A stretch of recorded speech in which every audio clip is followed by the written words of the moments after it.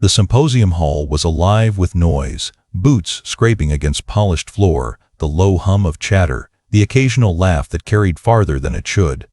Rows of uniforms filled the seats, Marines in desert camis, Army Rangers with crossed arms, even a few Navy SEALs lounging with casual indifference. At the center, a name was announced: Captain Emily Lawson, United States Air Force, A-10 pilot. The reaction was instant. Whispers turned into chuckles. A Marine leaned toward his buddy and smirked. "She doesn't look like a Viper," another snorted. "A pilot?" She couldn't lift half the load out of that warthog. Emily stood straight, eyes steady, her expression unreadable. She'd heard it all before. Dismissal. Doubt. The sane, quiet ridicule that had followed her through the years. None of them knew the truth. None of them knew about the night when 270 American troops were trapped, surrounded, and ordered abandoned. She hadn't walked away then.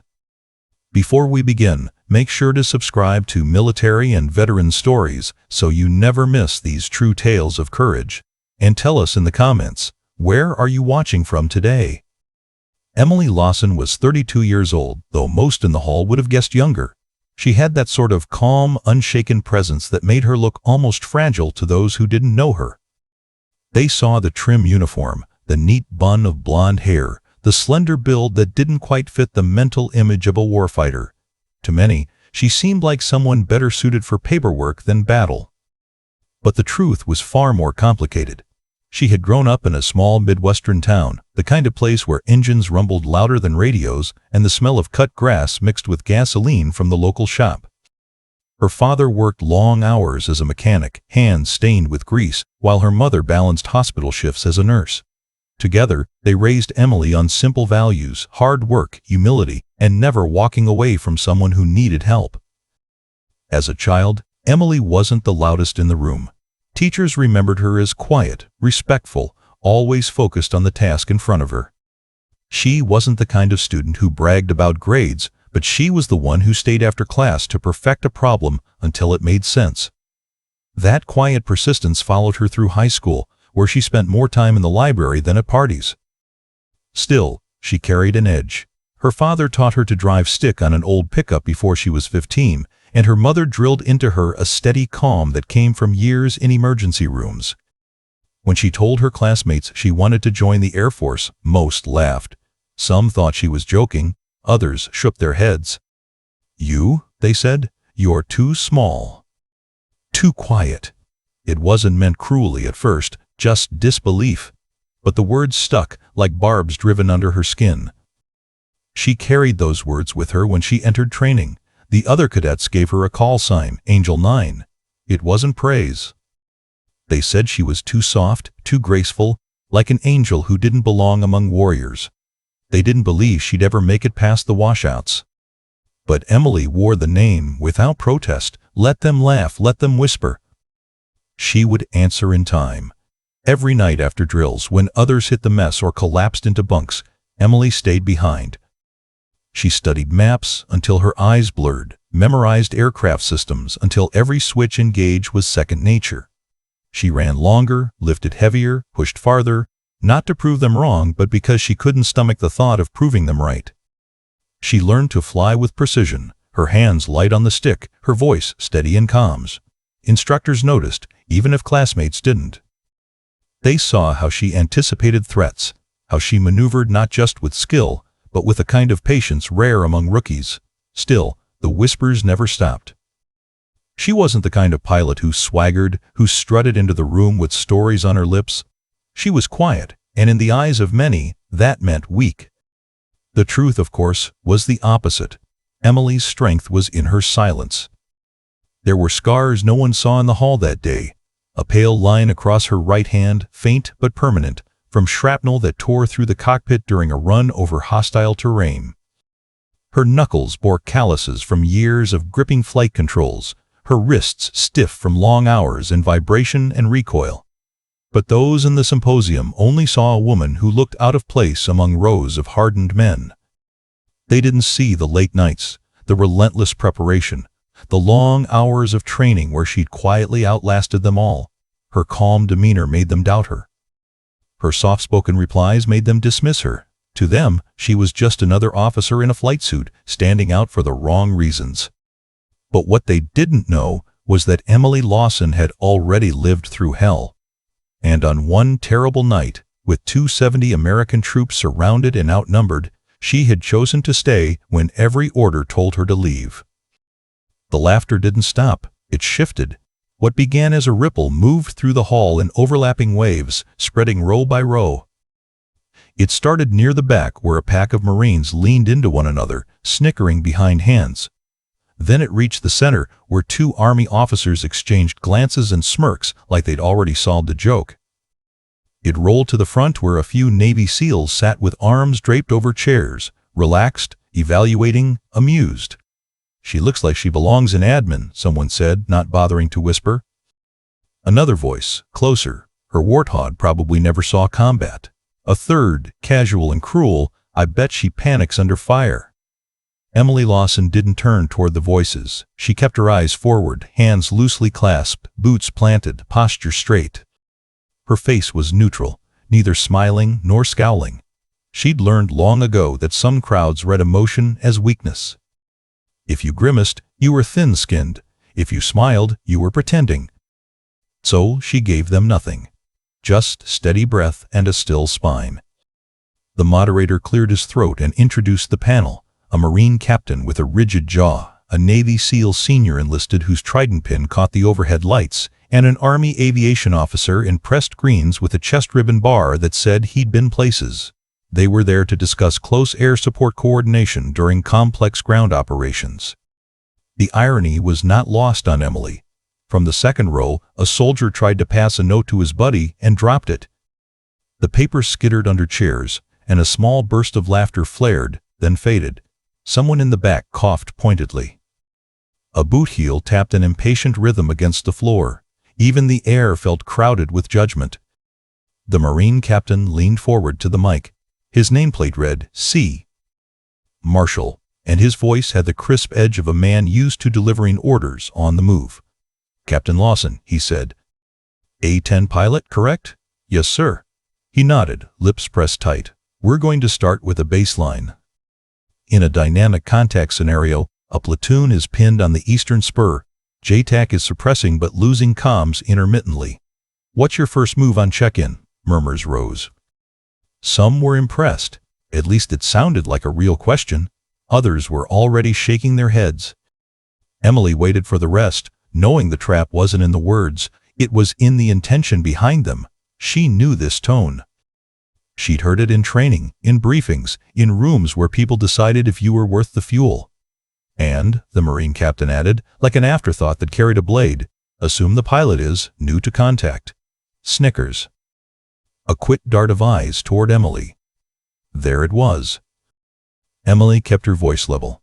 "Sir, I'd follow the check-in brief with the JTAC, confirm playtime, ordnance, abort code, and establish deconfliction. Then I'd request a situation update, enemy grid, friendlies, remarks, restrictions. If comms are erratic, I'd push brevity and verify authentication. My first move is to help the JTAC regain control of the fight." The SEAL senior enlisted, a PO1 by his sleeve rate, let out a soft exhale that was almost a laugh. He leaned into his mic without waiting for permission. "And if that JTAC is green, can't talk you on, and you're staring at 5 smoking ridgelines, you gonna read him a manual? Or do we just hope your warthog's got a magic target finder?" More laughter. The word magic hung in the air like bait. Emily didn't bite. "I'll take the talk on from any competent station. If the JTAC is overwhelmed, I'll widen the aperture, company net, battalion, airborne FAC if one's up, or higher.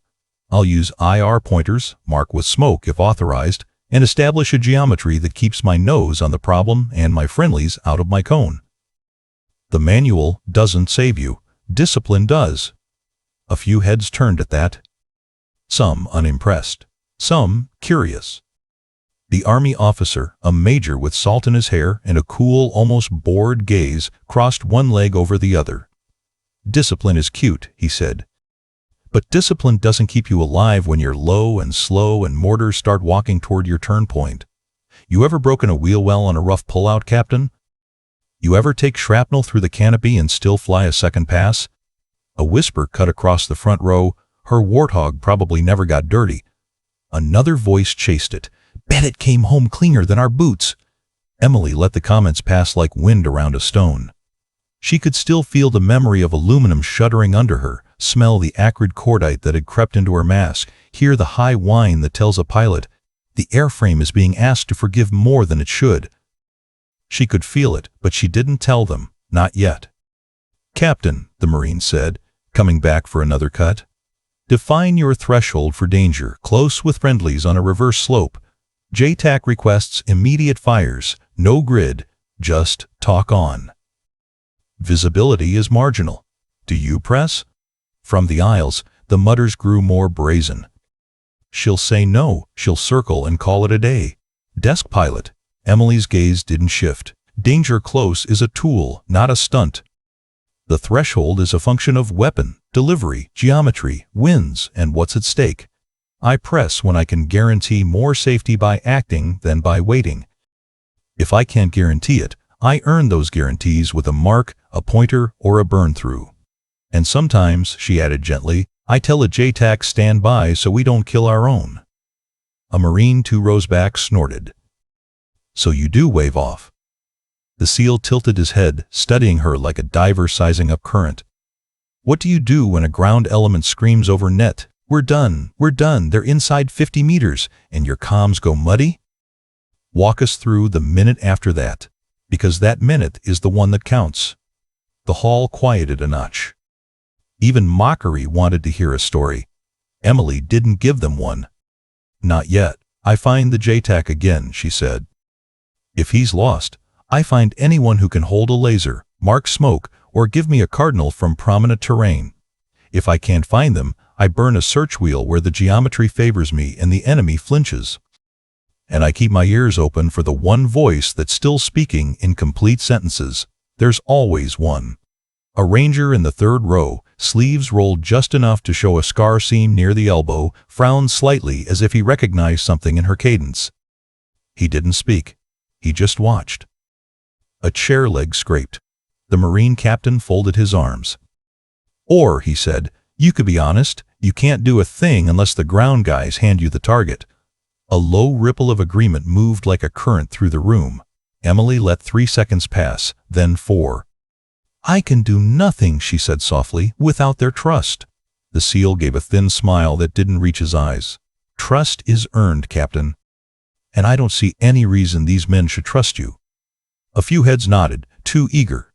She looks like she belongs in admin, another voice repeated, as if stamping a seal on the moment. The moderator shifted in his seat, sensing the drift toward open heckling. The Army major rescued him by leaning in again, professional but pointed. Let's try specifics. You check in on station. Ordnance, 2 by AGM 65, full gun, 2 by GBU 12, full fuel, 30 minutes playtime. A murmur, automatic, plausible. She didn't embellish. Altitude, Angels 12 on ingress, drop to 5 for work, lower for tally. Terrain and threats dependent. Type of control, type 2 or 3 depending on PID and mark. The Marine captain smirked. Listen to the manual walk. Emily's jaw didn't tighten, her pulse didn't spike. She stayed where she was and let them try to drag her closer to a mistake she wouldn't make. A new voice entered from the left aisle. An older Marine gunny with a face like leather and a stare that could cut webbing. All right, Captain, he said.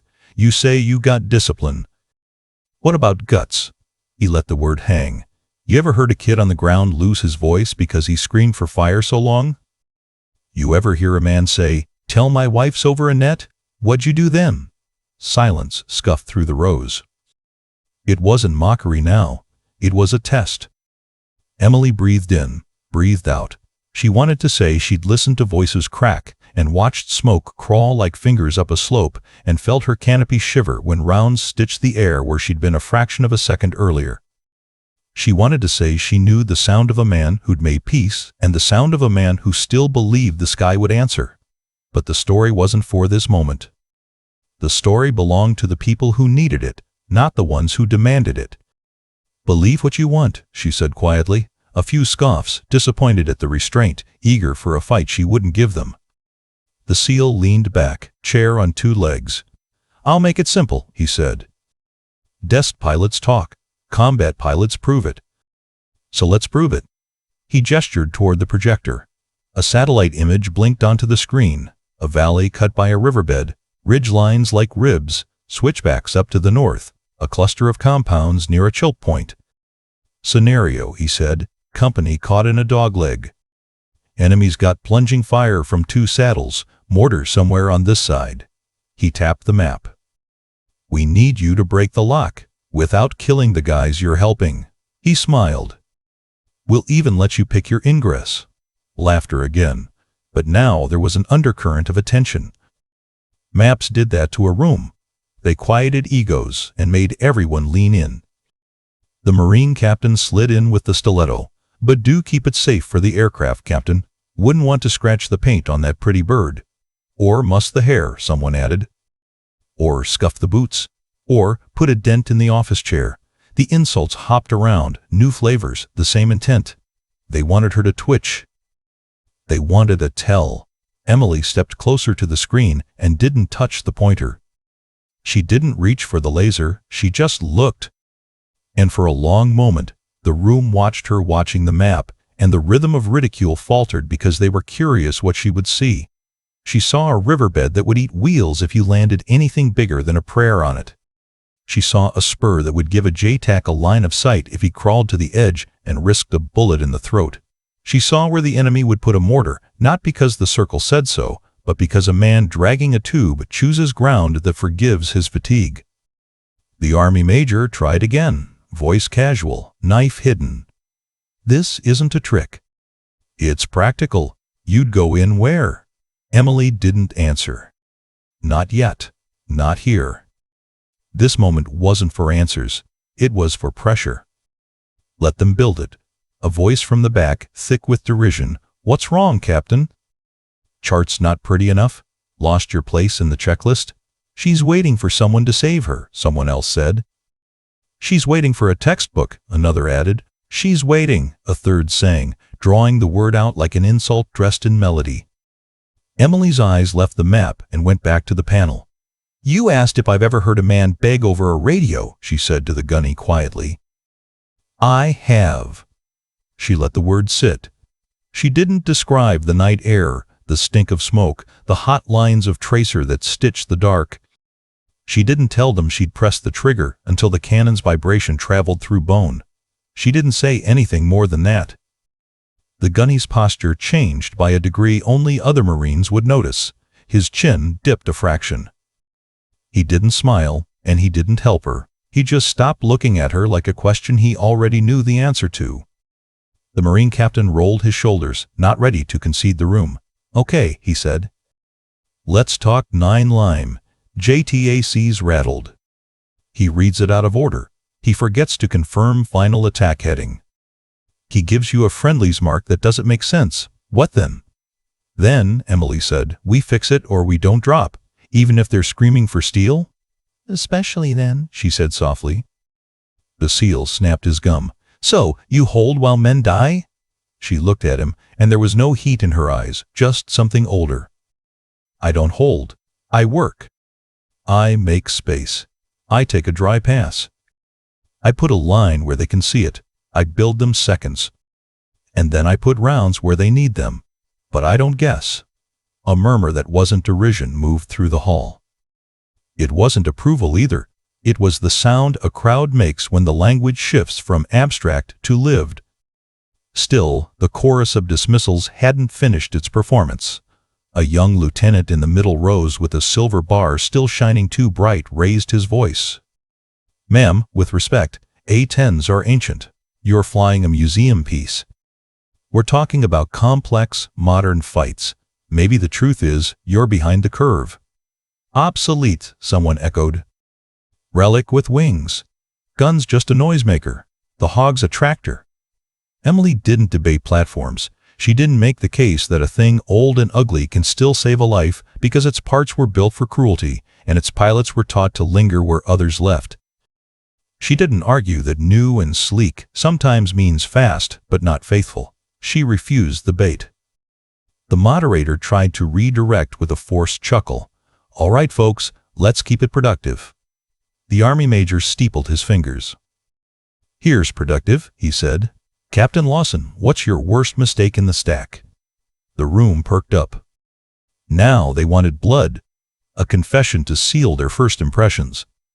Emily thought of when she hadn't measured right, and a pass she'd flown a touch too hot, of a JTAC whose voice had gotten smaller because she made him wait one pass longer than she liked, of a mortar tube that stopped firing because the man under her gun had finally run out of courage, or oxygen, or both. None of those belonged to this room. She shook her head. "I learned from them," she said. "That's why I'm here." "Convenient," the SEAL said. "Evasive," the Marine captain added. "Non-answer," the Major concluded. Laughter swelled again. The sound had weight. It tried to push her back a step, make her need to reclaim space with words. She refused it.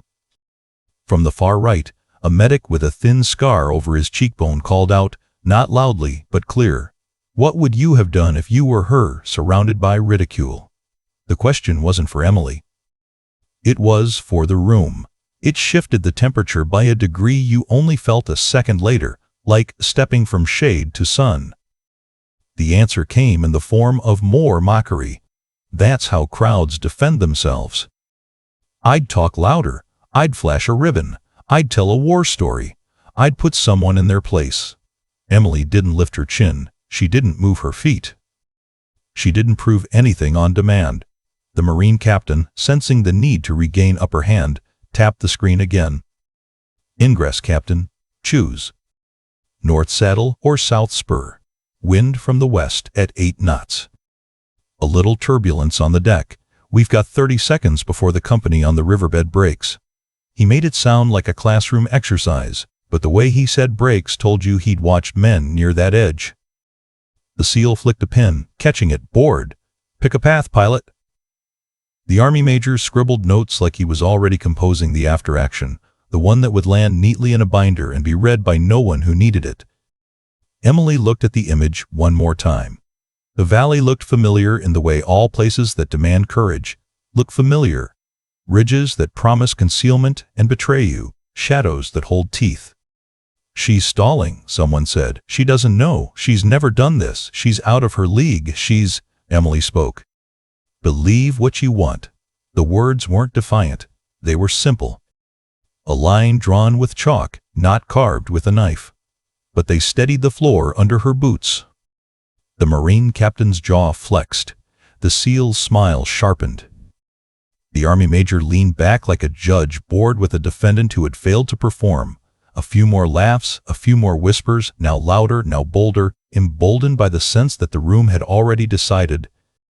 The mockery kept its promise to escalate. New angles. New tones. She probably studied PowerPoints more than she flew. Simulator ace. Safe pilot. Risk-averse. Not built for a dirty fight. Not built for tonight. Not built for our fights. There was a rhythm to it, the way soldiers test a perimeter, probing with little cuts to find a soft spot. They wanted to see where the line between discipline and fear lay in her voice. They wanted to know if the quiet was courage or collapse. The ranger with the scar on his elbow hadn't looked away. His gaze held, thoughtful, measuring the steady way she breathed between questions. He had heard voices on radios that shook even when they tried to sound brave. He had heard others that didn't shake at all because panic had burned clean through to something worse. Emily's voice wasn't either of those. It was calm in a way that had nothing to do with the room. The moderator glanced at the clock, relieved to announce a short break. People stood, stretched, murmured. Clusters formed, young Marines trading jokes, Army lieutenants sketching air corridors on napkins with swaggering arrows, a pair of SEALs betting over whether the pilot would finally snap and claim something she couldn't prove. A coffee urn gurgled in the corner. The scent of burned grounds folded into the air. Emily didn't move to the coffee. She stayed by the screen as the image idled on the valley. She didn't take out a pen. She didn't trace a line with a finger. She just stood there for a moment, the map reflected faint in her eyes. When the break ended and the seats filled, the Marine captain wasted no time. "Let's raise the stakes," he said. "We'll run a timed inject. Friendly element is at grid." He rattled off numbers. Enemy observed on high ground, mortar suspected here and here. JTAC is losing his cool. You've got one pass before they're overrun. He clicked to a fresh image. "Don't tell us about trust. Don't tell us about discipline. Tell us how you save them." The SEAL grinned. "Or tell us why you can't." The Army Major folded his arms, waiting for the neat failure that would let the room tuck away the day with tidy conclusions. Emily took in the image again. She knew what they wanted. They wanted a mistake. They wanted a path chosen too fast to be credible or too slow to be brave. They wanted either arrogance or paralysis. They wanted confirmation. She gave them neither. Not yet. Instead, she looked past the panel and addressed the room, just once. "What would you have done," she asked, "if you were me, right here surrounded by ridicule?" A beat. Another. The question did what questions like that do. It placed a mirror where a blade had been. The Marine captain frowned, irritated by the shift in control. "This isn't about us," he said. "It never is," the SEAL said lightly, and there was a flicker of grudging respect in how quickly he said it. Emily faced the map again. "Believe what you want," she said, and her tone didn't change. Someone snorted. Another rolled eyes. A third scribbled something in a notebook and underlined it hard.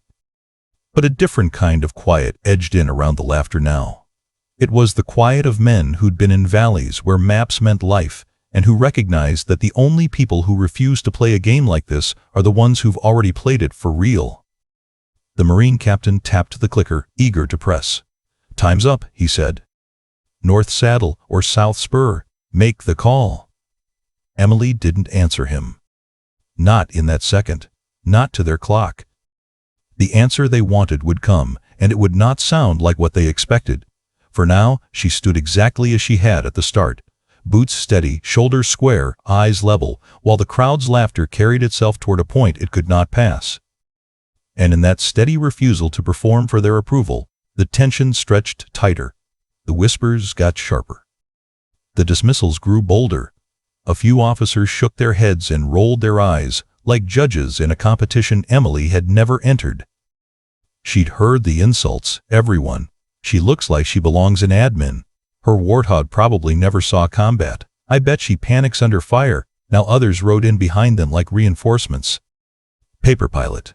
Checklist queen. Clean boots. Air-conditioned courage. Sky tourist. Safe flyer. Avoidance expert. Talk like that can do a particular kind of damage. Not because the words carry truth, but because repetition can make a lie feel familiar. Familiar lies are the hardest to dislodge. They sink roots, and crowds water them with attention. Emily didn't fight the growth. She let the room tend its little garden. She would uproot it later in a way they wouldn't forget. When the Marine captain finally paused, when the SEAL let the chair legs fall back to the floor, when the Army Major's pen stopped moving because there was nothing new to write, Emily gave the only line she would give them in that entire exchange. It wasn't loud. It wasn't theatrical. It didn't try to win. "Believe what you want," she said. The words landed softer than a slam and harder than a boast. They did not defend or accuse. They simply refused to let the room decide the limits of what she had done or would do again. And if you had been there, if you had felt the way that sentence put a thin crack in the confidence of the mockery, you might have asked yourself quietly, what would you have done if you were her, surrounded by ridicule? Emily adjusted her sleeve. It was a small motion, almost invisible, but the kind of thing that draws eyes when a room is searching for weakness. The fabric slid just enough to reveal the faint outline etched into her skin, a tattoo that wasn't ornate or flashy, but simple, purposeful. A silhouette of the A-10 Warthog, line sharp and unmistakable, was inked along the inside of her wrist. Beneath it, in plain numbers, was a date. A date no one in that room understood, but one that meant everything to her. "Check it out," someone muttered. "Even her tattoo looks like it belongs in a recruiting poster." The laughter returned, light and dismissive. None of them understood that tattoos like hers weren't decoration. They were memory. They were markers you carried when no medal, no citation could capture what really happened. As she folded her hands again, the light caught her wrist differently. This time, another detail surfaced. A thin scar running from her thumb toward the joint of her wrist. Old, healed, pale, but jagged in its story. Shrapnel doesn't leave clean lines. It tears through flesh the way memory tears through silence. A lieutenant leaned forward, squinting. "What's that from?" "Paper cut?" he joked. His buddy laughed too loudly, grateful for the cover. But not everyone laughed. A ranger 3 rows back had gone still. He had a cane leaned against his chair, his sleeve rolled enough to show his own scars, his eyes locked on her wrist. The tattoo. The scar. The way she carried herself. Something flickered behind his gaze. Not recognition, not yet, but the uncomfortable tug of a memory trying to surface. Then came the whisper. Low, uncertain, almost lost in the shuffle of boots. "Angel 9. "I've heard that before." Heads turned, confused. Someone whispered back, "Angel who?" Another shook his head. The nickname didn't belong to the room, not to them. The ranger's brow furrowed. He mouthed the name again, barely audible, but louder this time. Angel 9. His breathing shifted, just slightly, as if he'd heard that voice once before. Not in a symposium, but in a valley filled with smoke and fire. The rest of the crowd didn't notice. Or maybe they refused to. They kept the jokes alive, the dismissive shrugs, the disbelief. They clung to their image of her, a pilot who looked too quiet, too small, too calm to have lived through the chaos they all claimed as their own. The tattoo, the scar, the whispered call sign. They were puzzle pieces scattered across the room. But the picture hadn't come together yet. The mystery stayed alive, hanging like a storm on the horizon. Emily gave them no answers. She folded her sleeve back down, hands steady, eyes forward. The ranger kept staring. The whisper echoed faintly, and the hall returned to its rhythm of doubt. They still didn't know. They still thought she was just another pilot, and that was exactly how the suspense had to build. The projector hummed louder as the Marine captain switched to a fresh slide. The satellite photo sharpened into a valley, a dry riverbed scarring its center, ridgelines ribbing outward, pale tracks switchbacking to a saddle on the north. Clusters of mud brick compounds clung to the eastern slope like barnacles, the kind of terrain that punished hesitation and rewarded ambush. "Scenario inject," the Marine said, voice crisp. "Company pinned along the wadi here." He tapped the riverbed. "Enemy has plunging fire from both saddles. Mortars suspected on the western high ground. JTAC is on the deck. Overwhelmed. Comm breaks every third transmission. We need a plan to break contact and open a lane for exfil. Captain Lawson." He gestured to a table with a laminated map, grease pencils laid out like scalpels. "You're up." A hush pulled over the room. Not respect curiosity. The kind a crowd gets when it smells the possibility of embarrassment. Emily stepped to the table. She didn't pick up the laser pointer or the clicker. She reached for the chinograph pencil and set the hard tip on the laminated plastic. No sound but the faint squeak of wax on gloss. She drew a shallow arc first, low and slow over the valley's mouth, not touching the ridgelines. She didn't label it. She marked a second arc, narrower, skimming the south spur. Then a third that hugged the shadow line where afternoon light would hide a jet's silhouette from anyone on the east. A lieutenant snorted softly. "She's drawing rainbows. Put a unicorn on it," someone murmured. Emily ignored them. She made a tiny dot just below the north saddle, not at the obvious crest, but 6 meters down the military crest, where a man with a mortar tube would go to avoid skyline. Then she drew a second dot 120 meters east along the contour and circled it lightly, not a full circle open at the top. A voice behind her. "What's the open circle for?" She didn't answer. She slid the pencil to the switchbacks on the north slope and made a thin, jagged line across the third turn up from the valley floor. The line wasn't straight. It kinked where erosion had cut into the turn. The Army major leaned forward, frowning. That erosion doesn't show on the imagery. That's not in the briefing slides, someone said. Emily set the pencil down and took another. This one left a darker mark. She sketched a fan-shaped cone from the north saddle down into the wadi, narrow at the top and widening where the riverbed's gravel would force any movement into predictable lines. She labeled the apex with a small PKM beside a rock outcrop barely visible on the image. The SEAL's chair creaked as he leaned forward, eyes narrowing. PKM cone of fire? Emily didn't look up. She drew a second fan from the south spur, but she offset it, leaving a dead ground pocket where the two cones didn't touch. She tapped that pocket once with the pencil tip, then moved on. How would she know that? A Marine whispered. She made a short, stiff slash at the mouth of a side gully on the west.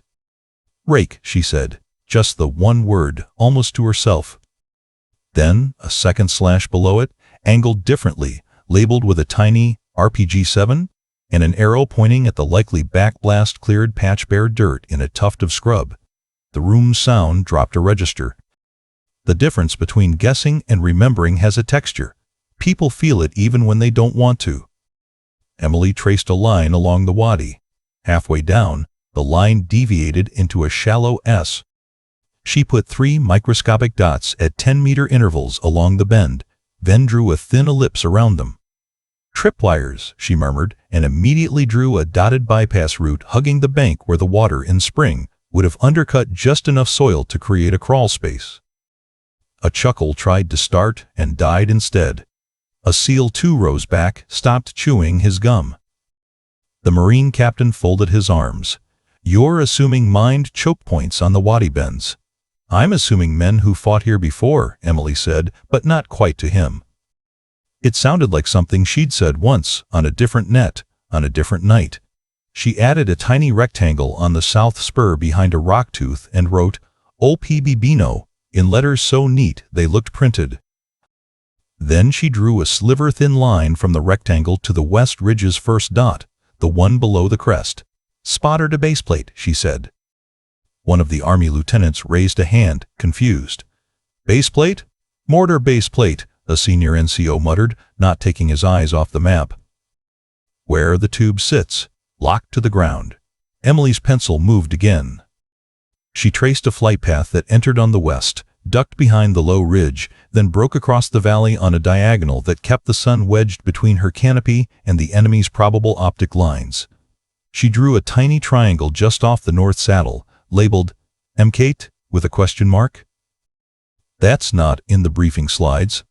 The phrase rippled from somewhere near the back, half amazed, half accusation. Emily's hand didn't slow. She marked 2 TRP boxes, target reference points on the east slope against distinctive rock shadows, not at the compounds, but where a JTAC with a limited view and a trembling hand could still put a laser without silhouetting himself. She added a note. Lace off, target, not talk on to rock shadow, 30 me left. The SEAL's pen stopped clicking. He stared at that note. The Marine captain tried to regain the floor. Captain Lawson, you're mapping as if you've... She moved the pencil, quick now, a dotted ellipse along the north ridge's backside, just below the skyline, labeled rat-lined footpath. She drew a second, fainter ellipse parallel, a fallback position, then a zigzag of tiny hash marks along a talus slope where a gun team would scramble down if they scooped early.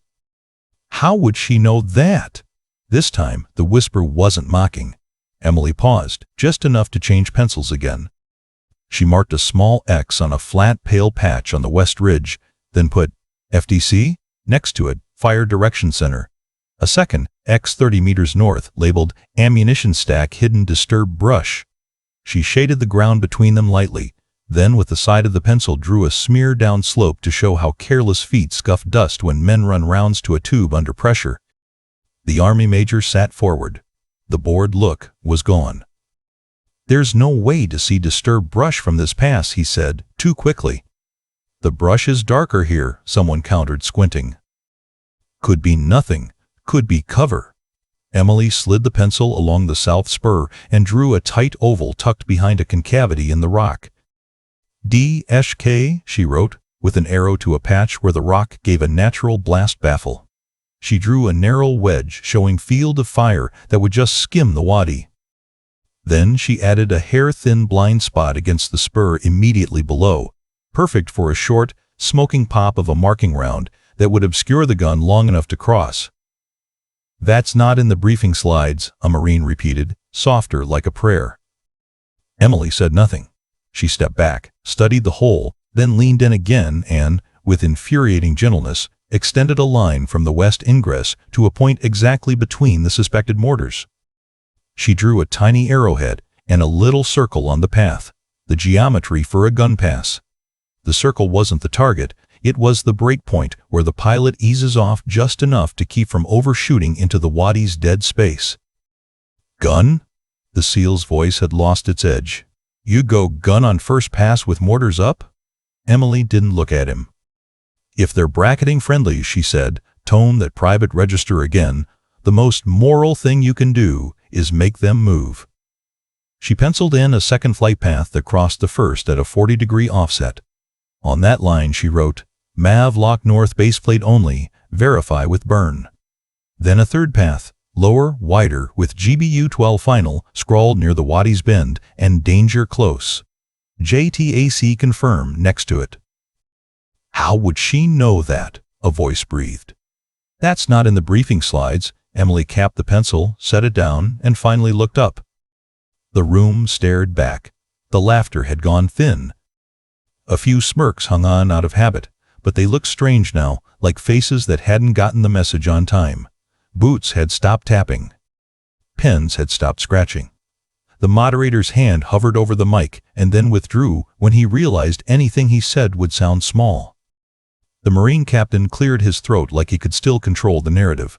"So," he said, trying for brisk, "you're proposing simultaneous suppression of suspected mortar positions with gun, a follow-on Maverick to the north baseplate if verified, smoke to blind a DSK, assuming it's there, and a laser guided to break the grip on the wadi bend. You're also pre-drawing bypass routes for the ground element." Emily didn't nod. She didn't provide the courtesy of confirmation. She just waited. The Army major leaned toward the map again, tracing the dotted bypass with a finger he kept a millimeter above the plastic, as if touching it would admit something. "Where did you even—" "That blind pocket between the PKM cones," a sergeant interrupted, more to himself than to anyone. "If you don't know it's there, you keep eating rounds and never reach cover. But if you do," his words trailed into the kind of quiet that remembers. The SEAL's eyes flicked to the tiny note. "Lace off target CA talk onto rock shadow 30 m left." He swallowed. "I've heard a pilot say that," he said, his voice too low for most, but the ranger with the cane heard him. The ranger had been still for minutes. Now he shifted, the cane's rubber tip squeaking faintly. His gaze moved from the bypass route to the TRP boxes to the tiny FDC on the west ridge. His jaw tightened like a man bracing against a memory he hadn't invited. "Angel 9, someone whispered again, not mocking now but searching. "I've heard that before." The Marine captain forced a dry smile. "Interesting marks," he said, "very creative. But we haven't verified any of those positions. You're making assumptions based on—" He gestured vaguely. "Intuition?" Emily's face didn't change. She tapped the map twice, soft, where the mortar baseplate dots sat. The sound was barely audible. It made a few shoulders flinch anyway. The captain tried to push on. "And your ingress?" "West low and behind the ridge?" "That's aggressive." Emily finally spoke more than a sentence. "Aggressive is failing to notice where the enemy expects you," she said. "Suicidal is going where they've already laid a range card." A handful of men who'd sketched range cards in the dark against their knees stared harder. "But this is theory," the Army major countered, "too fast. You can't possibly know where their baseplates are without." "Baseplates don't move far once they've registered," Emily said quietly, and the quiet carried farther than a shout would have. "They move when they're forced." How would she know that? "That's not in the briefing slides." The Marine captain felt control slipping. He gestured to the clicker, brought up an alternate imagery angle, colder, grainier, taken months before. This image predates any presumed contact. Do you see base plates there, Captain Lawson?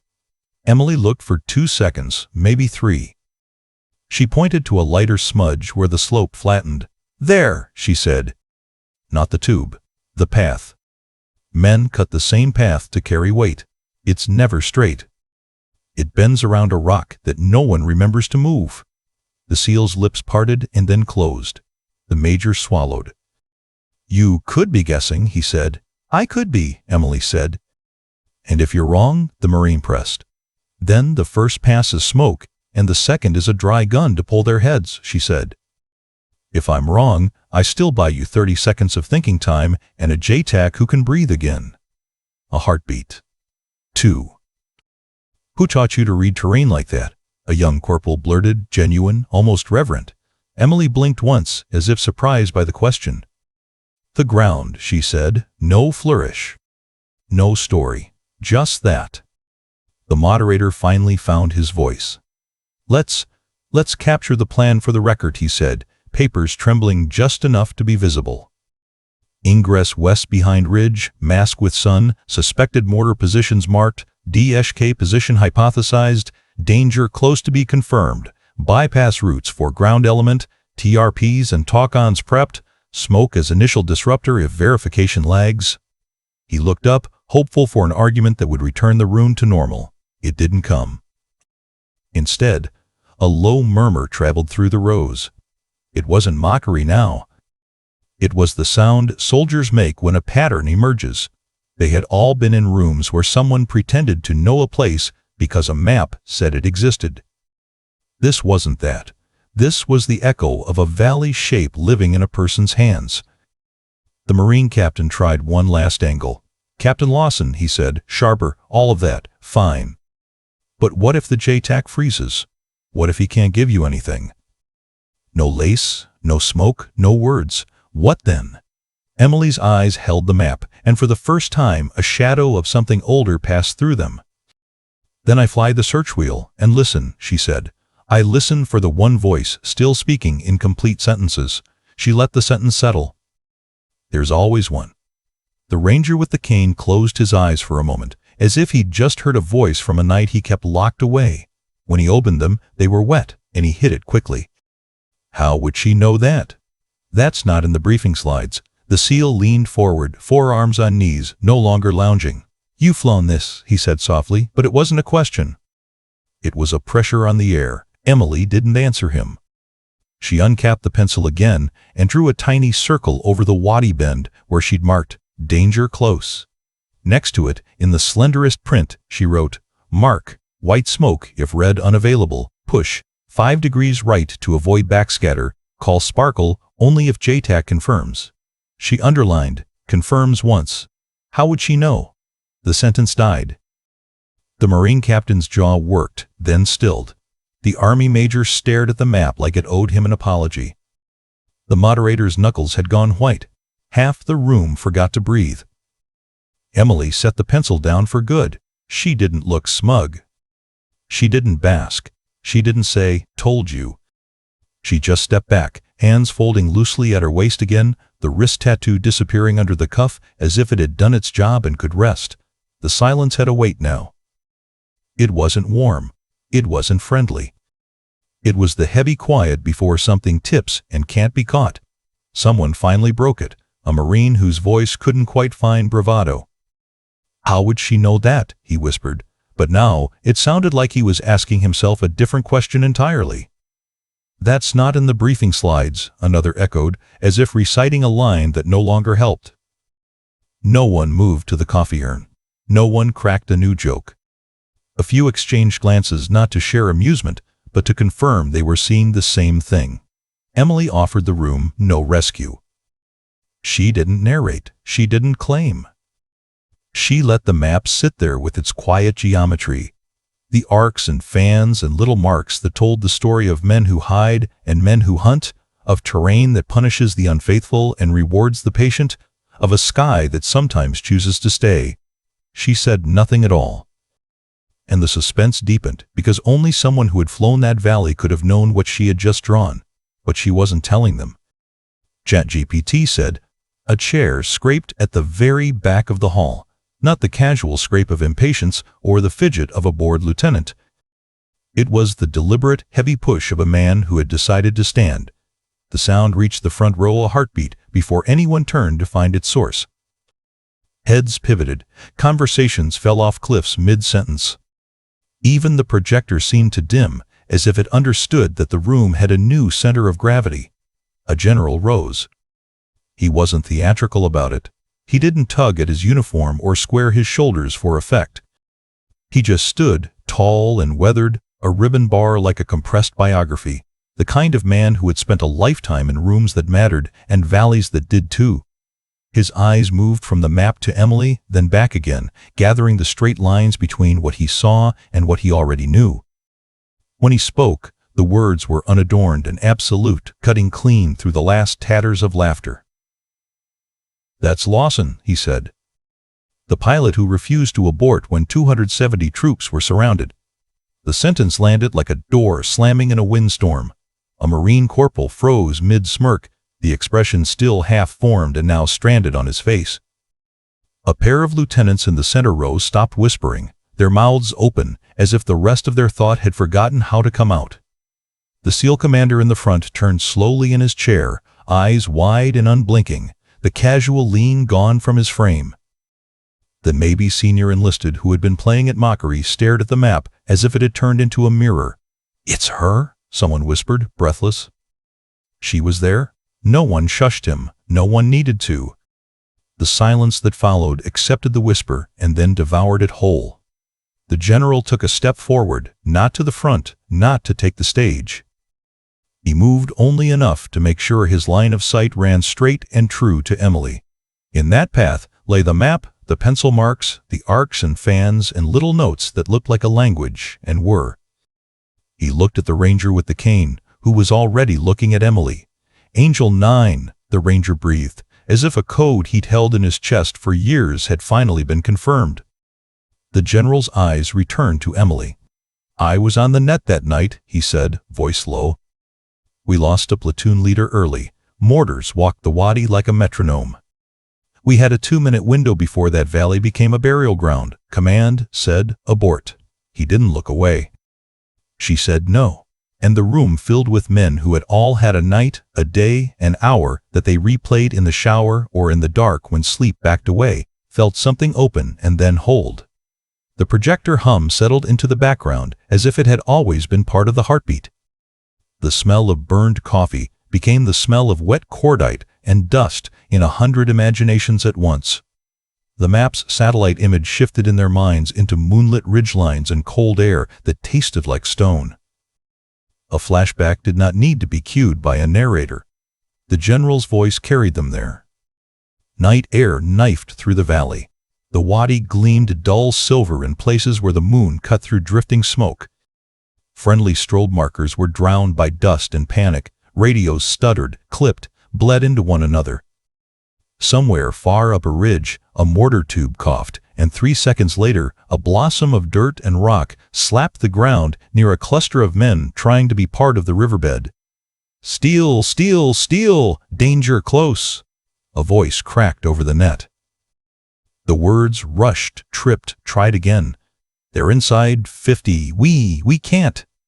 A JTAC's voice broke, not because he was weak, but because breath has limits when you've been yelling coordinates into the mouth of the dark, and the dark keeps answering with fire. On a frequency that had been nothing but static and fragments, a new voice arrived. It did not shout. It did not rush. It was clean and level, like cold water poured into a hot pan. "Warhawk flight, Angel 9 on station." Static flared and fell back. Another mortar thumped. Another 3 seconds. Another bloom. Men flinched and then flattened themselves further as if courage had a setting just below the dirt. "Angel 9, we're danger close," someone said. Maybe the JTAC, maybe a squad leader who had grabbed a handset because hands were made for anything in that moment. "We've got 2, maybe 3 mortars, we think. North Ridge, no eyes, request immediate." "Copy," the voice said. "Playtime 25. Ordnance, 2 Mavs, 2 Laces, full gun. Authenticate. Calm. Not bored. Never bored. Calm as intention. JTAC, breathe. We're going to buy you seconds. A new burst of static, the sound of someone trying to pull a breath out of a knot in his chest. A danger close code was half spoken, lost, spoken again. The ground was moving and couldn't tell if it was the earth or the men. Higher came on the Met, like a hand laid on a shoulder that didn't belong where it was. Angel 9. Abort. Conditions are negative, the voice cut cleanly, polite and unyielding. Not leaving them. Silence on that frequency isn't empty. It's a listening. It's the sound of people recalibrating what is possible to believe. Angel 9. You are not. Higher began again. Higher, I got the wheel. JTAC, look for white smoke, West Ridge, 3 seconds, the voice said. No heat, no fight for authority. Just the rerouting of oxygen to where it was needed. All calls, keep your comms clean. Will mark. A white flower blossomed below the skyline on the West Ridge, just long enough to unmake the DSK's sight picture. Just long enough to plant doubt. The smoke drifted, the riflemen on the ridge peered through it, angry at the sudden blindness. In the wadi, men who had been still to survive used the flinch to crawl 3 meters. 3 meters can be a continent. Sparkle, the voice said. JTAC, do you have my sparkle? Off the rock shadow, 30 meters left of the bend. A breath. Angel 9, tally. Yeah, I see it, I see it. The JTAC's voice climbed back from the hole. Left of bend, shadow, got it. That's your talk on. Not your target, the voice corrected gently. Say again, your friendlies. Riverbed. Undercut bank. We're bracketed. Copy bracket, the voice said. Mortars first, North Ridge. Watch for burn through. We're going to make them move. The night split open with the sound only a certain cannon makes, that animal roar that lives below words. Tracer stitched the dark not to be seen but to tell those under it that someone was prying God's fingers off their throats. On the ridge, men who had crouched over a tube flinched too late. Dust leapt at their feet. The air snapped around their ears, and the geometry of the valley shifted as fear crawled up the wrong slope. Splash, someone said automatically, then realized that wasn't for mortar.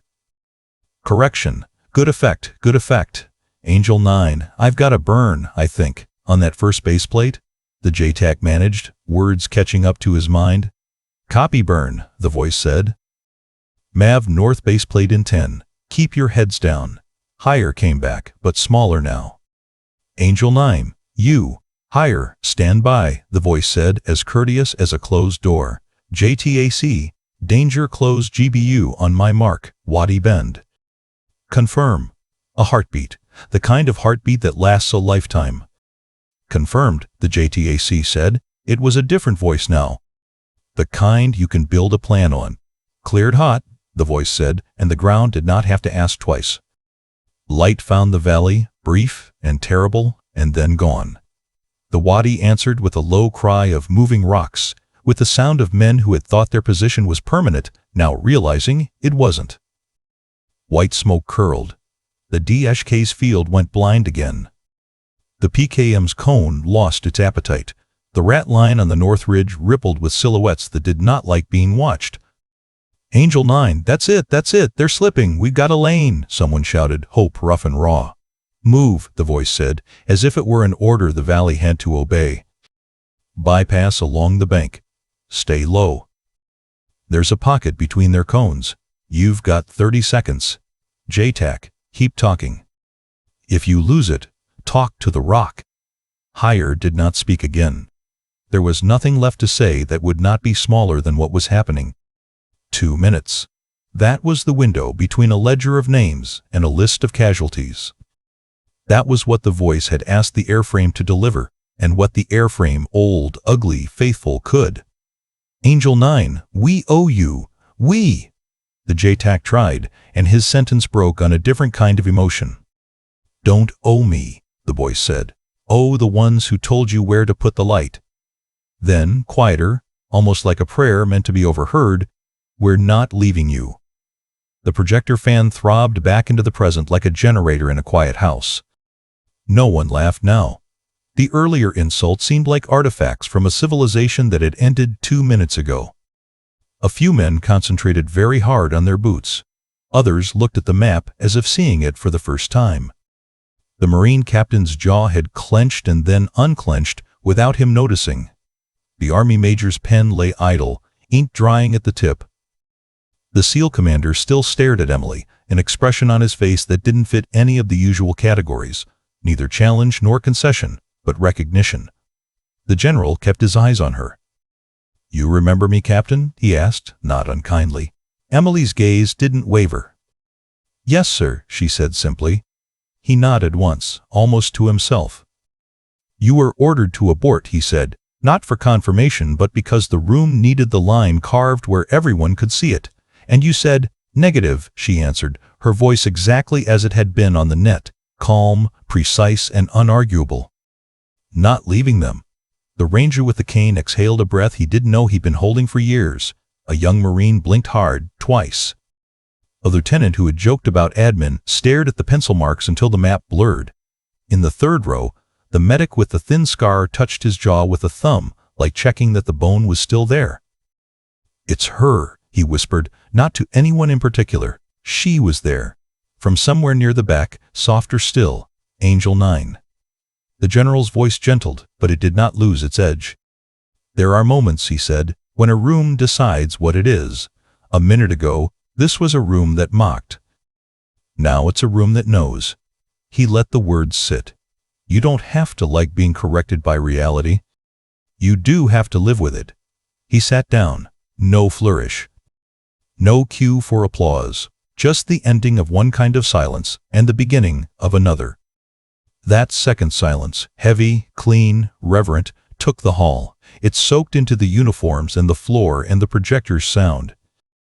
It was the quiet a crowd makes when it stands at the lip of a story that is true and chooses to keep its voice out of the way. No one asked Emily to explain herself. No one requested a war story to decorate their doubt. The map, with its pencil scars and soft, deliberate marks, did the speaking she refused to do. The room fell fully, utterly silent. The silence stretched until it felt like a living thing, pressing against the walls, waiting for someone to break it. No coughs, no shuffles. Just the heavy awareness that something irreversible had been said. Then, slow and deliberate, the SEAL commander stood. He was a broad man, his presence carved from years of authority in combat. His eyes held Emily's with none of the earlier skepticism. He straightened, heels together, chest lifted, and raised his hand in a crisp salute. The gesture cracked through the hall like thunder without sound. Every Marine in the room froze. Some had laughed at her, others had mocked, but the commander's hand in the air erased their refuge. One by one, almost reluctantly at first, they pushed to their feet. The scrape of boots and chairs built into a rhythm. Palms flattened to brows. The Marines saluted.